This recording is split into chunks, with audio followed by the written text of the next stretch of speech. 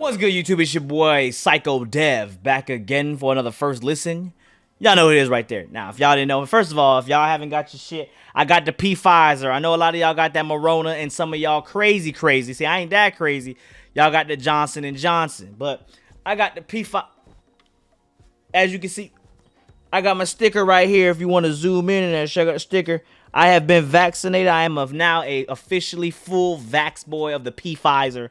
All right, Team P Pfizer. I don't know about the motherfucking Morona, but I know Team P Pfizer. We're here. I'm feeling quite fine, and yeah. So I finally got my shit. You know it's crazy. So a lot of people been asking. Well, not a lot of people, but some people been asking me, why am I doing a Psycho Dev theme now? Why am I doing some different shit? So somebody complained. Obviously, you guys know from my real fans, I got my hand tatted, and somebody said that I was trying to show off my tattoos, which till this day I still don't understand because I am fully sleeved.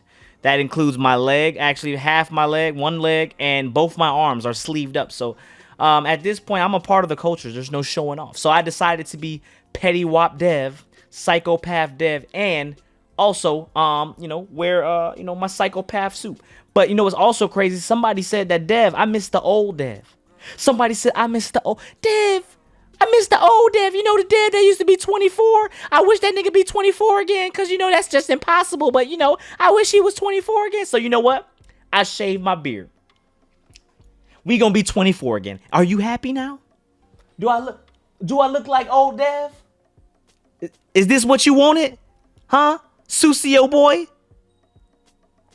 Anyways, I just had to get that off my chest, man. We gonna save that. We gonna start doing, you know what? Psychopath Dev, Babyface Dev. We gonna save this. We got Polo G, Lil Wayne, gang. Now, Polo G, man, all seriousness, man, Polo G, man, has become one of my artists that I like to kind of just, dabble into now. I'm definitely chimed in. I'm tuned in. Whenever he releases a track, I tune in. A lot of people like to say that, well, I like to say that personally. I don't want to speak for everybody else, but I personally feel like, what's next for music? What's next for the next generation of rap? Who's going to take over when the Drakes, the Coles, and the Kendricks disappear and all the big titans disappear? Who is going to fill in that void? And I always feel like I don't know. I really truly don't know when I look at it from the bigger picture.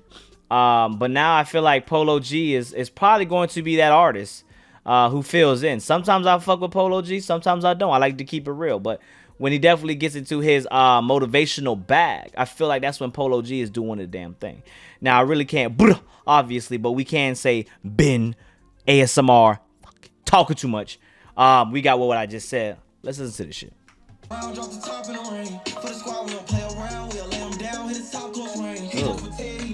First question I always ask y'all. Y'all know what question I'm gonna ask. It gets asked every single time. But who produced the beat? I just gotta know. Always. Young nigga up now, remember back then niggas clown on me. Now from the heaven gates, only way a nigga looking down. He play that right or wrong. Slap shit when he wipe his nose. Fans watching my strike a pose. Go ahead, take flight, we gone. I like that shit. Okay, like Polo G got a little different. It's a little different shit. Polo G was Chicago artist, and he's not really one of those artists that does a lot of drill shit, especially when I did the first listens. There was definitely times where I was expecting him to kind of be that drill artist, but no, he's branched out to kind of create his own emotional kind of rap shit and, kind of side with that and not really kind of go with the mainstream drill, kind of just and staying in his lane and doing what he does. And I feel like it's worked out for him. He took a risk to go that route, and it's definitely working out for him in the long run.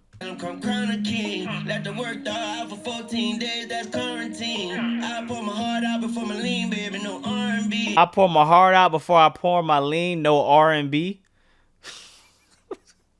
Damn, that boy Wayne need to stay. Hey, I ain't gonna lie, bro, man. For Wayne to be so young, as y'all know, legendary Wayne, Wayne is always going to be a top 5 artist for me. Top 10 artist for me.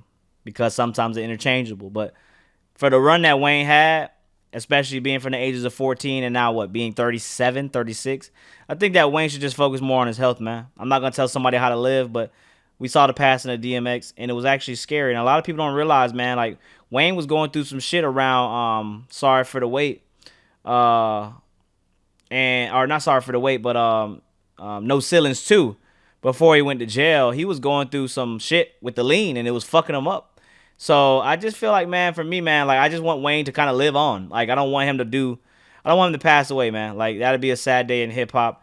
And as you see these pictures, bro, I'm looking at this picture right now, bro, and this is not a good look. I'm not even talking about the music right now. I'm talking about just from a mental health standpoint, just a physical health standpoint. Like this don't it look crazy, man. It definitely looks crazy. I'm talking from a bigger picture right here, you know.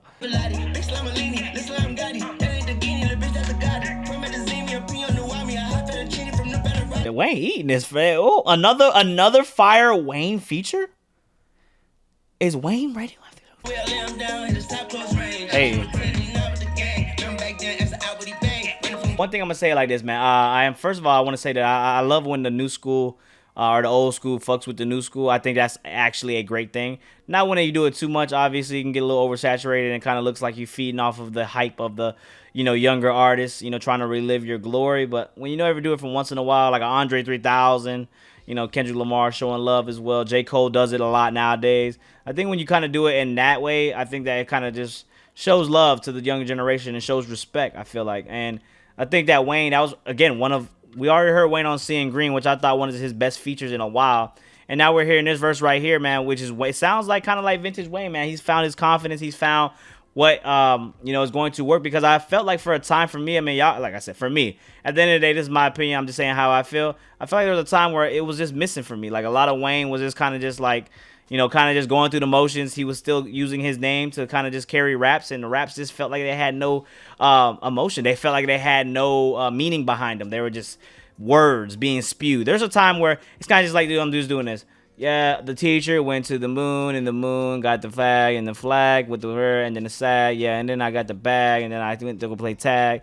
You know what? But if I went to go play tag with the sag, hit you with the flag and the bag, But if you see how you say it, it's like there's a lot of different emotions, a lot of oomph that you put into it. And I feel like that's kind of what I was hearing from Wayne. Not to that degree, obviously, he wasn't reading a nursery rhyme, but I'm just saying it felt like he wasn't putting the effort that he used to once put when he was a top two artist between him and Jay-Z, who 1A 1B. So I feel like, man, right here, man, this is actually a cool track. I like the way Wayne was flowing on here, man. Definitely gave me that motherfucker watch my shoes type vibe. I'm glad to see Wayne back in music hard, but I'm not happy to see where Wayne is from a physical standpoint.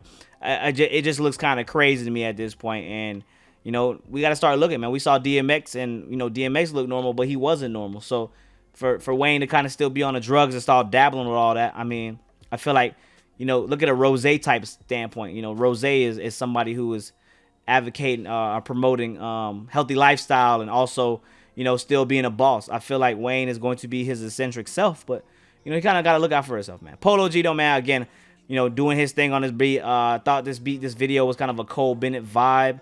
I thought that song was kind of cool. I don't think it was anything crazy. One verse from Polo, one verse from Wayne. But I think that this is a cool track that, seeing a, the sleeping giant next to the giant is actually kind of crazy. So I think that that's kind of a cool collab here. Because Polo G is basically, not saying at the level Wayne was, but, I mean, from a popularity standpoint, he's getting there to where Wayne once was. I tell you, if Lil Wayne was during the social media times, bro, Lil Wayne would literally be the biggest artist of all time. Literally. I wouldn't argue that. That's actually some fact shit. I'm telling you, man, from what Wayne did in that time of a span of 8 years, and to have no social media, and to have basically all barbershop talk and still sell millions and millions and do all this shit, and still be like Wayne was fucking ripping that shit. All right, like it was some insane shit. So that being said, though, man, get in the comments below. Let me know what you think about the track, man. Let me know who produced it. Don't forget follow me on social media once you're here. Psychopath Dev back again. Babyface Dev again, back again. New vinyl on the wall. We got 3 more videos to get to fill the wall up, man. And we're basically here. This is literally over 100,000 likes on my wall. Thank you guys, man. I think I got the Gazaimas, man. Kudasaki-kun. Appreciate y'all. But till next time, man. We're out. Love y'all. Peace.